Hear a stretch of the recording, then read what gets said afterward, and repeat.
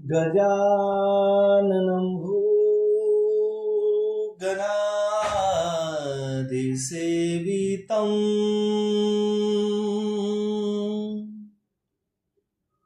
कपीतजम्भो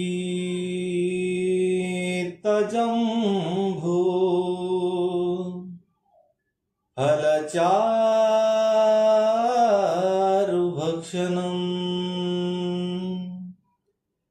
उमासुतं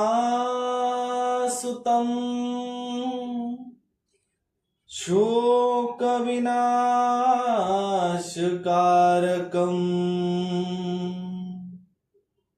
नमामि विघ्नेश्वरपादपङ्कजम्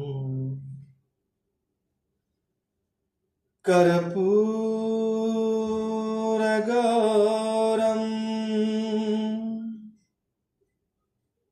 करुणावतारम्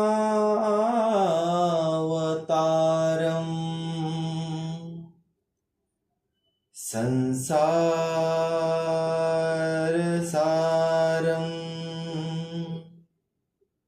भुजगेन्द्रहारम्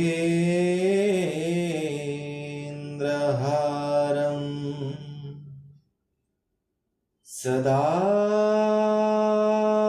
वसन्तम् हृदयारविन्दे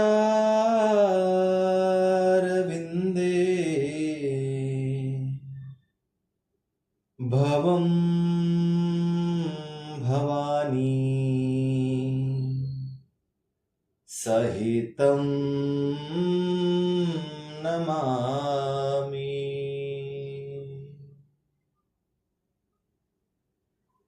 शान्ताकारं भुजगशयनं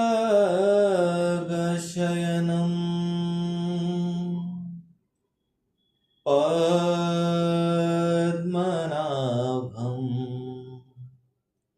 सुरेशं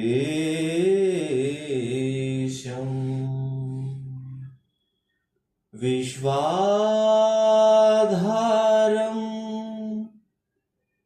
गगनसदृशं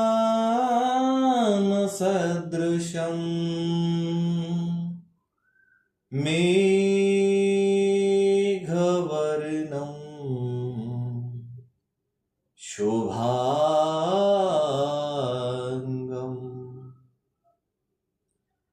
लक्ष्मीकान्तं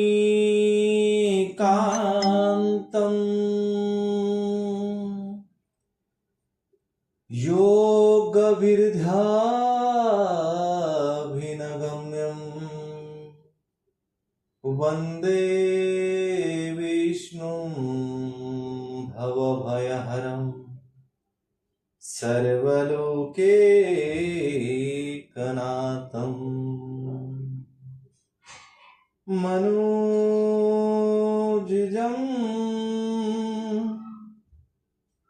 मारुततुल्यवेगम्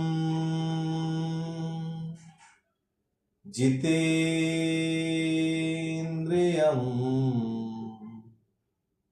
बुद्धिमता वरिष्ठं वातात्मजं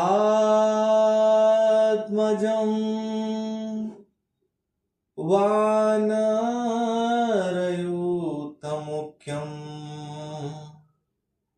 श्रीरामदूतं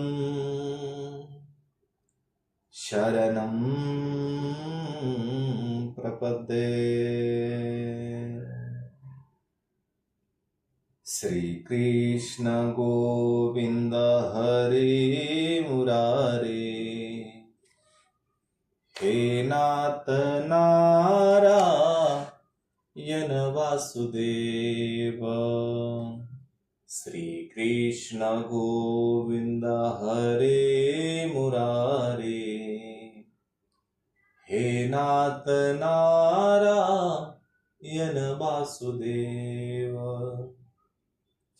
श्री कृष्ण गोविंद हरे मुरारे, हे नाथ नारायण वासुदेव, श्री कृष्ण गोविंद हरे मुरारे, हे नाथ नारायण वासुदेव, हे नाथ नारायण वासुदेव, श्री कृष्ण गोविंद हरे मुरारे, हे नाथ नारायण वासुदेव, श्री कृष्ण गोविंद हरे मुरारे, हे नाथ नारायण वासुदेव, हे नाथ नारायण वासुदेव, हे नाथ नारायण वासुदेव। श्री गणेशाय नमः, श्री सरस्वते नमः, श्री सांब सदाशिवाय नमः। ओम परमात्मने नमः। श्री कृष्णाय नमः। पिछले भाग में हमने दीति का गर्भधारणा यह कथा सुनी। इस भाग में हम जय विजयों को सनकादि ऋषियों का शाप यह कथा अपने हरि उद्योग इस चैनल के माध्यम से सुनेंगे। तो आइए कथा में प्रवेश करते हैं। सच्चिदानंद रूपाय विश्व उत्पत्त्यादि हेतवे तापत्रय विनाशाय श्री कृष्णाय वयं नमः। सच्चित आनंद रूप भगवान श्री कृष्ण को मैं कोटि कोटि प्रणाम करता हूं। पिछले भाग में हमने दिति माता का गर्भधारणा यह कथा हमने सुनी। अब इस भाग में हम जय विजय को सनकादि ऋषियों का शाप यह कथा सुन रहे हैं।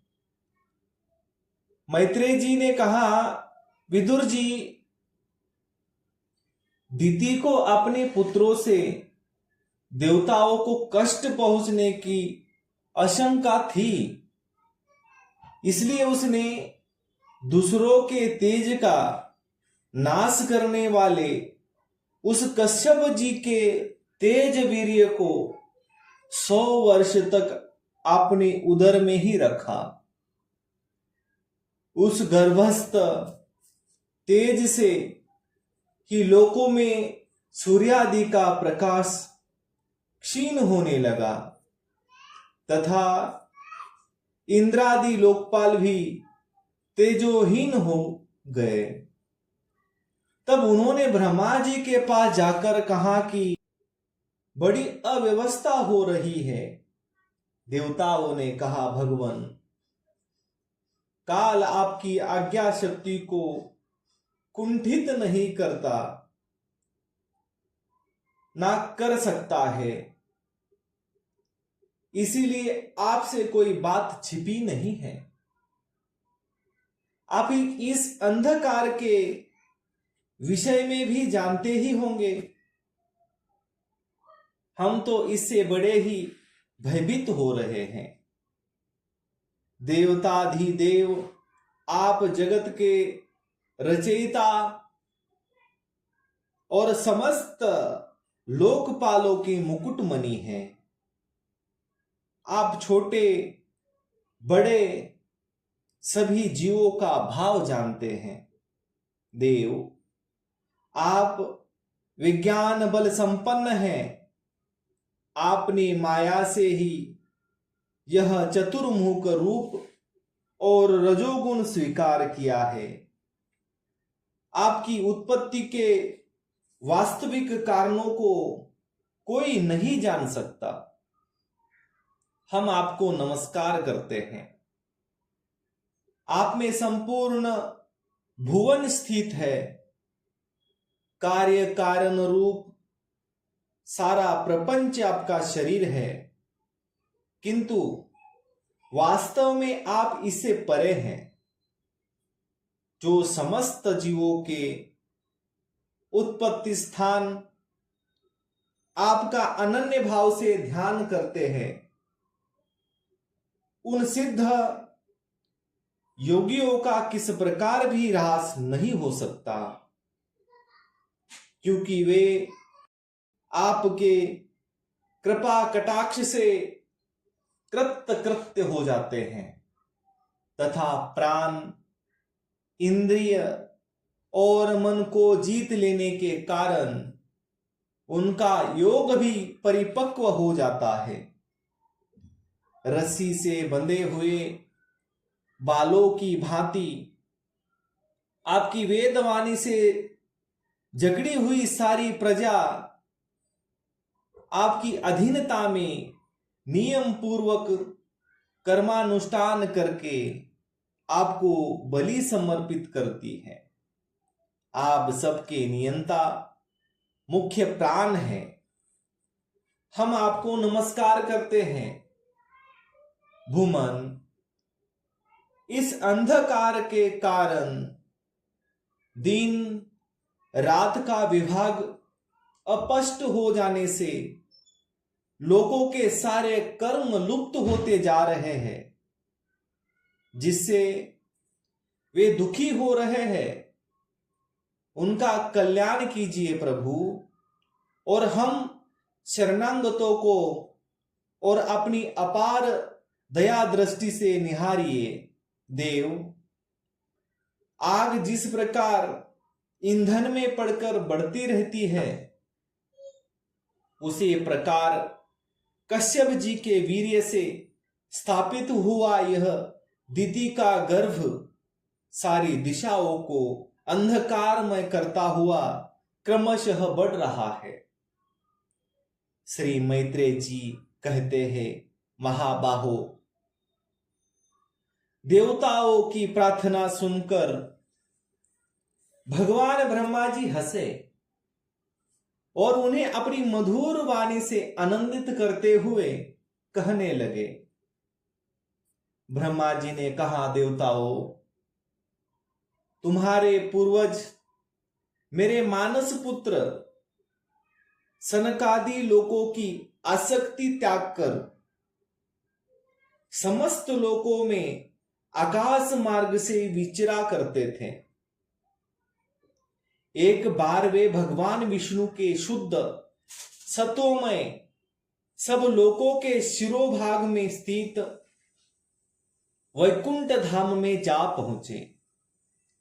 वहां सभी लोग विष्णु रूप होकर रहते हैं और वह प्राप्त भी उन्हीं को होता है जो अन्य सब प्रकार की कामनाएं छोड़कर केवल भगवत चरण शरण की प्राप्ति के लिए ही अपने धर्म द्वारा उनकी आराधना करते हैं। वहां वेदांत प्रतिपाद्य धर्ममूर्ति श्री आदि नारायण हम अपने भक्तों को सुख देने के लिए शुद्ध सत्वमय स्वरूप धारण कर हर समय विराजमान रहते हैं। उस लोक में नए श्रेयस नाम का एक वन है, जो मूर्तिमान कैवल्य सा ही जान पड़ता है, वह सब प्रकार की कामनाओं को पूर्ण करने वाले वृक्षों से सुशोभित है, जो स्वयं हर समय 6 ऋतुओं की शोभा से संपन्न रहते हैं।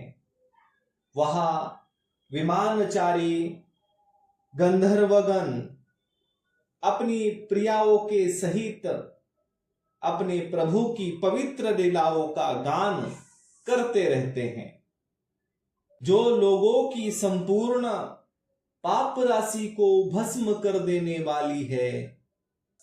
उस समय सरोवरों में खिली हुई मकरंद पूर्ण वासंतिक माधवी लता की सुमधुर गंध उनके चित्त को अपनी ओर खींचना चाहती है, परंतु वे उसी की ओर ध्यान ही नहीं देते,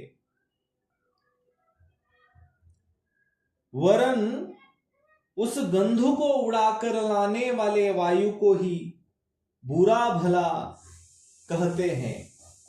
जिस समय ब्रह्मराज ऊंचे स्वर से गुंजार करते हुए मानो हरि कथा का गान करते हैं, उस समय थोड़ी देर के लिए कबूतर, कोयल, सारस, चकवे, पपीहे, हंस, तोते,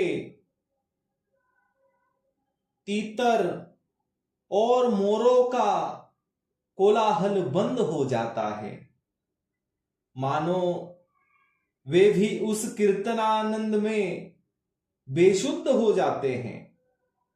श्री हरि तुलसी से अपने श्री विग्रह को सजाते हैं और तुलसी की गंध का ही अधिक आदर करते हैं।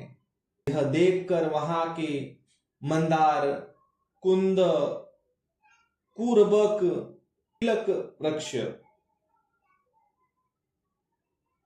उत्पल रात्रि में खिलने वाले कमल, चंपक, अर्ण, पुनाग, नागकेसर, बकुल, मौलसिरी, अंबुज मतलब दिन में खिलने वाले कमल और पारिजात आदि पुष्प सुगंध युक्त होने पर भी तुलसी का ही तप अधिक मानते हैं। वह लोक वैदुर्य, मरकत मणि मतलब पन्ने और सुवर्ण के विमानों से भरा हुआ है। यह सब किसी कर्म फल से नहीं, बल्कि एकमात्र श्री हरि के पाद पद्मों की वंदना करने से ही प्राप्त होते हैं। उन विमानों पर चढ़े हुए कृष्ण प्राण भागवत भक्तों के चिंतनों में बड़े बड़े नितंबों वाली सुमुखी सुंदरिया भी अपनी मंद मुस्कान एवं मनोहर हास परिहास से काम विकार नहीं उत्पन्न कर सकती। परम सौंदर्यशालिनी लक्ष्मी जी, जिनकी कृपा प्राप्त करने के लिए देवगण भी यत्नशील रहते हैं, श्री हरि के भवन में चंचलता रूप दोष को त्याग कर रहती है।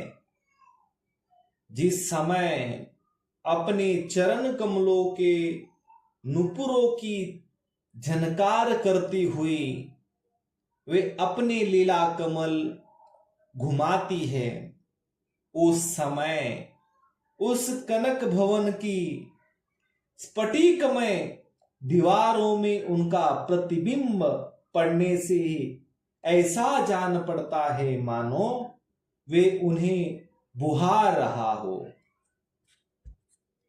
प्यारे देवताओं, जिस समय दासियों को साथ लिए वे अपने क्रीड़ावन में तुलसी दला द्वारा भगवान का पूजन करती है, तब वहां के निर्मल जल से भरे हुए सरोवरों में, जिनमें मूंगे के घाट बने हुए हैं, अपना सुंदर अलकावली और उन्नत नासिका से सुशोभित मुखारविंद देखकर यह भगवान का चुंबन किया हुआ है, ये जानकर उसे बड़ा सौभाग्यशाली समझती है। जो लोग भगवान की पापा पहारिणी लीला कथाओं को छोड़कर बुद्धि को नष्ट करने वाली अर्थ काम संबंधिनी अन्य निंदित कथाएं सुनते हैं, वे उस वैकुंठ लोक में नहीं जा सकते। हाय, जब वे अभागे लोग इन सारहीन बातों को सुनते हैं, तब ये उनके पुण्यों को नष्ट कर उन्हें आश्रयहीन घोर नरकों में डाल देते हैं। आहा, इस मनुष्यों की बड़ी महिमा है। हम देवता लोग भी इसकी चाह करते हैं। इसी में तत्व ज्ञान और धर्म की भी प्राप्ति हो सकती है। इसे पार भी जो लोग भगवान की आराधना नहीं करते, वे वास्तव में उनकी सर्वत्र फैली हुई माया से ही मोहित है। देवाधिदेव श्री हरि का निरंतर चिंतन करते रहने के कारण जिनसे यमराज दूर रहते हैं, आपस में प्रभु के सुयश की चर्चा चलने पर अनुराग जन्य विवलतावश जिनके नेत्रों से अविरल अश्रुधारा बहने लगती है तथा शरीरों में रोमांच हो जाता है, और जिनके से शील स्वभाव की हम लोग भी इच्छा करते हैं, वे परम भागवत ही हमारे लोकों से ऊपर उस वैकुंठ धाम में जाते हैं। जिस समय सनकादि मुनि विश्व गुरु श्री हरि के निवास स्थान और संपूर्ण लोकों के वंदनीय और श्रेष्ठ देवताओं के विचित्र विमानों से विभूषित उस परम दिव्य और अद्भुत वैकुंठ धाम में अपने योग बल से पहुंचे, तब उन्हें बड़ा ही आनंद हुआ। ब्रह्मा जी देवताओं को बता रहे हैं, भागवत दर्शन की लालसा से अन्य दर्शनीय सामग्री की उपेक्षा करते हुए वैकुंठ धाम की 6 ढ्योढ़ियां पार करके जब वे 7वीं पर पहुंचे, तब वहां उन्हें हाथ में गदा लिए 2 समान आयु वाले देवश्रेष्ठ दिखलाई दिए। जब बाजूबंद, कुंडल और किरीट आदि अनेकों अमूल्य आभूषणों से अलंकृत थे, उनकी 4 श्यामल भुजाओं के बीच में मत वाले मधुकरों से गुंजायमान वनमाला सुशोभित थी तथा बाकी भाएं फड़कते हुए नासिका रंध्र और अरुण नयनों के कारण उनके चेहरे पर कुछ शोभ के से चिन्ह दिखाई दे रहे थे। उनके इस प्रकार देखते रहने पर भी वे मुनिगण उनसे बिना कुछ पूछताछ किए जैसे सुवर्ण और वज्रमय किवाड़ों से युक्त पहली 6 ढीढ़ियां लांग कर आए थे, उसी प्रकार उस द्वार में भी घुस गए। उनकी दृष्टि तो सर्वत्र समान थी और वे निशंक होकर सर्वत्र बिना किसी रोक टोक के विचरते थे। वे चारों कुमार पूर्ण तत्वज्ञ थे तथा ब्रह्मा की सृष्टि में आयु में सबसे बड़े होने पर भी देखने में 5 वर्ष के बालक से जान पड़ते थे और दिगंबर वृत्ति से नग्न धंग रहते थे। उन्हें इस प्रकार निसंकोच रूप से भीतर जाते देख उन द्वारपालों ने भगवान के शील स्वभाव के विपरीत जनकादि के तेज की हंसी उड़ाते हुए उन्हें बेत अड़ाकर रोक दिया। यद्यपि वे ऐसे दुर्व्यवहार के योग्य नहीं थे। जब उन द्वारपालों ने वैकुंठवासी देवताओं के समान पूजा के सर्वश्रेष्ठ पात्र उन कुमारों को इस प्रकार रोका, तब अपने प्रियतम प्रभु के दर्शनों में विघ्न पड़ने के कारण उनके नेत्र सहसा कुछ कुछ क्रोधित से लाल हो उठे और वे इस प्रकार कहने लगे। मुनियों ने कहा, अरे द्वारपालो, जो लोग भगवान की महती सेवा के प्रभाव से इस लोक को प्राप्त होकर यहां निवास करते हैं, वे तो भगवान के समान ही समदर्शी होते हैं, किंतु तुम्हारे स्वभाव में यह विषमता क्यों है? भगवान तो परम शांत स्वभाव है, उनका किसी से विरोध भी नहीं है जिस पर शंका की जा सके। फिर यहां ऐसा कौन है जिस पर शंका की जा सके? तुम स्वयं कपटी हो, इसी से अपने ही समान दूसरों पर शंका करते हो। भगवान के उदर में यह सारा ब्रह्मांड स्थित है, इसलिए यहां रहने वाले ज्ञानी जन सर्वात्मा श्री हरि से अपना कोई भेद नहीं देखते, बल्कि महाकाश में घटाकाश की भांति उनमें अपना अंतर्भाव देखते हैं। तुम तो देव रूपधारी हो, फिर भी तुम्हें ऐसा क्यों दिखाई देता है जिससे तुमने भगवान के साथ कुछ भेदभाव के कारण होने वाले भय की कल्पना कर ली?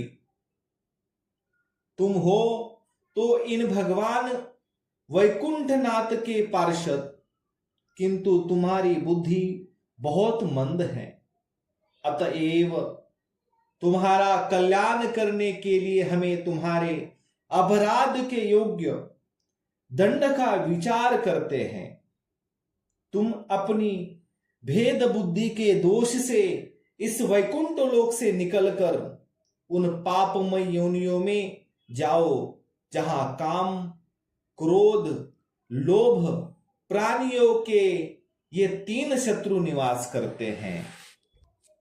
सनकादि के ये कठोर वचन सुनकर और ब्राह्मणों के शाप को किसी भी प्रकार के शस्त्र समूह से निवारण होने योग्य न जानकर श्री हरि के वे दोनों पार्षद अत्यंत दीन भाव से उनके चरण पकड़कर पृथ्वी पर लौट गए।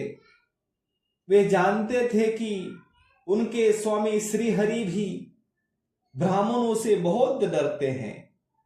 फिर उन्होंने अत्यंत आतुर होकर कहा, भगवान, हम अवश्य आपके अपराधी हैं, अतः आपने हमें जो दंड दिया है वह उचित ही है और वह हमें मिलना ही चाहिए।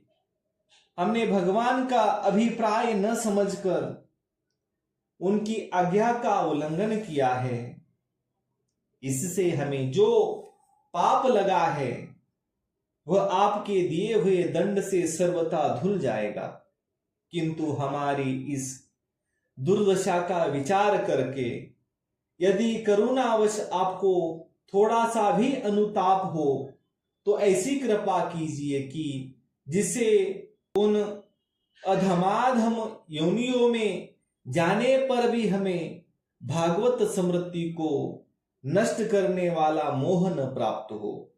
इधर जब साधु जनों के हृदय धन भगवान कमल नयन को मालूम हुआ कि मेरे द्वारपालों ने सनकादि साधुओं का अनादर किया है, तब वे लक्ष्मी जी के सहित अपनी उन्हीं श्री चरणों से चलकर ही वहां पहुंचे, जिन्हें परमहंस मुनि जन भी ढूंढते रहते हैं, सहज में पाते नहीं। सनकादि ने देखा कि उनकी समाधि के विषय श्री वैकुंठनाथ स्वयं उनके नेत्र गोचर होकर पधारे हैं, उनके साथ साथ पार्षदगण छत्र चामर आदि लिए चल रहे हैं तथा प्रभु के दोनों और राजहंस के पंखों के समान दो श्वेत चवर डुलाते हुए जा रहे हैं। उनकी शीतल वायु से उनके श्वेत छत्र में लगी हुई मोतियों की झालर हिलती हुई ऐसी शोभा दे रही है मानो चंद्रमा की किरणों से अमृत की बूंदें झर रही हो। प्रभु समस्त सद्गुणों के आश्रय हैं। उनकी सौम्य मुख मुद्रा को देखकर जान पड़ता था मानो वे सभी पर अनवर कृपा सुधा की वर्षा कर रहे हैं। अपनी स्नेहमयी चितवन से वे भक्तों को हृदय कर रहे थे तथा उनके सुविशाल श्याम वक्षस्थल पर स्वर्ण रेखा के रूप में जो साक्षात लक्ष्मी विराजमान थी, उनसे मानो वे समस्त दिव्य लोकों के चूड़ामणि वैकुंठ धाम को सुशोभित कर रहे थे। उनके पीतांबर मंडित विशाल नितंबों पर झिलमिलाती हुई करधनी और गले में भ्रमरों से मुखरित मनमाला विराज रही थी तथा वे कलाइयों में सुंदर कंगन पहने अपना एक हाथ गरुड़ जी के कंधे पर रख दूसरे से कमल का पुष्प घुमा रहे थे। उनके अमोल कपोल बिजली की प्रभा को भी लजाने वाले मकराकृति कुंडलों की शोभा बढ़ा रहे थे। उभरी हुई सुगढ़ नासिका थी, बड़ा ही सुंदर मुख था, सिर पर मणिमय मुकुट विराजमान था तथा चारों ओर भुजाओं के बीच महामूल्यवान मनोहर हार की और गले में कस्तूभ मणि की अपूर्व शोभा थी। भगवान का श्री विग्रह बड़ा ही सौंदर्यशाली था। उसे देखकर भक्तों के मन में ऐसा वितर्क होता था कि इसके सामने लक्ष्मी जी का सौंदर्याभिमान भी गलित हो गया है। ब्रह्मा जी कहते हैं, देवताओं, इस प्रकार मेरे महादेव जी के और तुम्हारे लिए परम सुंदर विग्रह धारण करने वाले श्री हरि को देखकर सनकादि मुनीश्वरों ने उन्हें सिर झुकाकर प्रणाम किया। उस समय उनकी अद्भुत छवि को निहारते निहारते उनके नेत्र तृप्त नहीं होते थे। सनकादि मुनीश्वर निरंतर ब्रह्मानंद में निमग्न रहा करते थे, किंतु जिस समय भगवान कमल नयन के चरणारविंद मकरंद से मिली हुई तुलसी मंजरी के गंध से सुवासित वायु ने नासिका रंध्रों के द्वारा उनके अंतःकरण में प्रवेश किया, उस समय वे अपने शरीर को संभाल न सके और उस दिव्य गंध ने उनके मन में भी खलबली पैदा कर दी। भगवान का मुख नीलकमल के समान था, अतः सुंदर अधर और कुंदन कली के समान मनोहर हास से उसकी शोभा और भी बढ़ गई। उसकी झांकी करके वे कृत्य हो गए और फिर पद्मराग के समान लाल लाल नखों से सुशोभित उनके चरण कमल देखकर वे उन्हीं का ध्यान करने लगे। इसके पश्चात वे मुनिगण अन्य साधनों से सिद्ध न होने वाली स्वाभाविक अष्ट सिद्धियों से संपन्न श्री हरि की स्तुति करने लगे, जो योग मार्ग द्वारा मोक्ष पद की खोज करने वाले पुरुषों के लिए उनके ध्यान का विषय अत्यंत आदरणीय और नयनानंदी की वृद्धि करने वाला पुरुष रूप प्रकट करते हैं। सनकादि मुनियों ने कहा, अनंत, यद्यपि आप अंतर्यामी रूप से दृष्टि चित्त पुरुषों के हृदय में भी स्थित रहते हैं, तथापि उनकी दृष्टि से ओझल ही रहते हैं, किंतु आज हमारे नेत्रों के सामने तो आप साक्षात विराजमान हैं। प्रभु, जिस समय आपसे उत्पन्न हुए हमारे पिता ब्रह्मा जी ने आपका रहस्य वर्णन किया था, उस समय श्रवण रंध द्वारा हमारी बुद्धि में तो आप आ विराजे थे, किंतु प्रत्यक्ष दर्शन का महान सौभाग्य तो हमें आज ही प्राप्त हुआ है। भगवान, हम आपको साक्षात परमात्मा तत्व ही जानते हैं। इस समय आप अपने विशुद्ध सत्वमय विग्रह से अपने इन भक्तों को आनंदित कर रहे हैं। आपकी इस प्रकार सगुण साकार मूर्ति को राग और अहंकार से मुक्त मुनिजन आपकी कृपा दृष्टि से प्राप्त हुए सदृढ़ भक्ति योग के द्वारा अपने हृदय में उपलब्ध करते हैं। प्रभु, आपका श्रेयस अत्यंत कीर्तनीय और सांसारिक दुखों की निवृत्ति करने वाला है।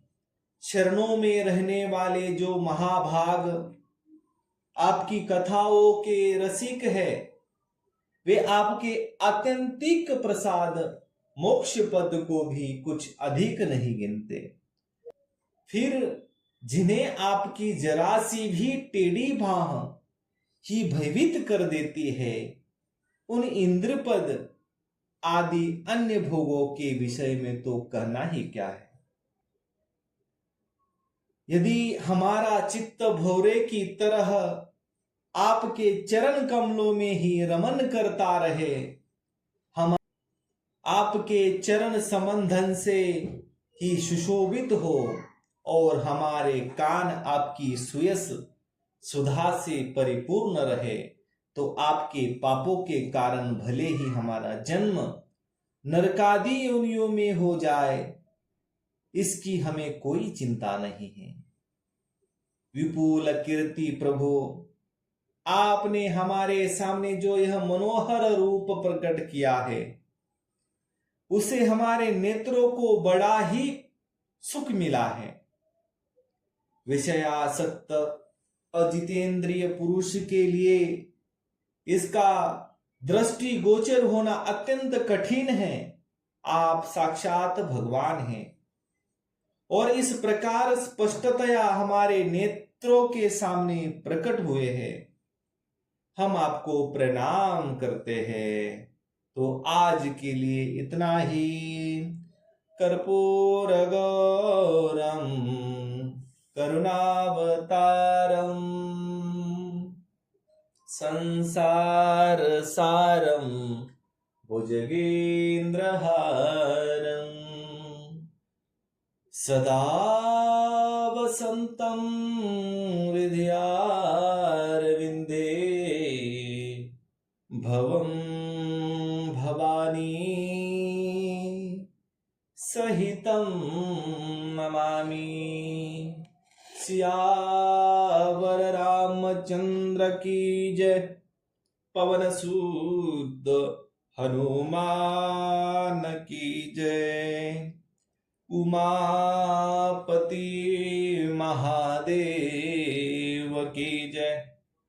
जय जय श्री राधे श्याम। शेष चर्चा अगले भाग में।